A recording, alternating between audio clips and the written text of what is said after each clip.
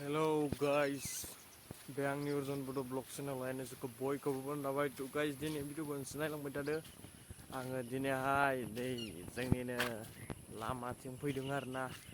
दा जायगाफोरखौ नायनो हागोन नै जोबोद समायना जाना दङ। गामिनि आरोना बे भिउआ। दा मर्निं लोगोफोर, दा मर्निं ओमफ्राय दा नायनो हागोन आरो जायगाफोरखौ। ओइयाव फुख्रि दङ। गोबाव जाबायमोन बिथिं फैयानो, गामिबाबो बेरायबाय थानाय जाया नालाय लोगोफोर।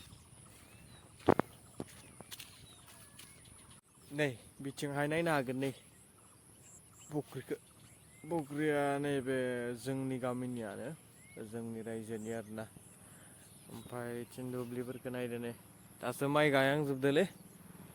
नैथिं नै फिल्ड दोङो। माइ गायगासिनो आरोना दा धामा-धुम। बेथिं नै बेराद गोबाव जाबायमोन भिडिअ होयैयाना इउटुबावहाय। दा एबाराव दिनैनिफ्रायसो स्टार्ट खालामसै। होबाय थानो सोलोंसै आरोना, माने होबाय थानोसै भिडिअखौ। ओमफ्राय सापर्ट खालामबानो जाबाय। माने होबायानो थाखानोसै आरोना भिडिअखौ इउटुबाव। एसे नै दाउफोरा जोबोद मोजाङै बाना थायो ताराव।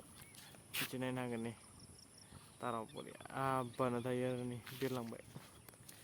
दिनै बिथिंबो माने फिल्डनि बे ओमफ्रायो बेवहाय नाया।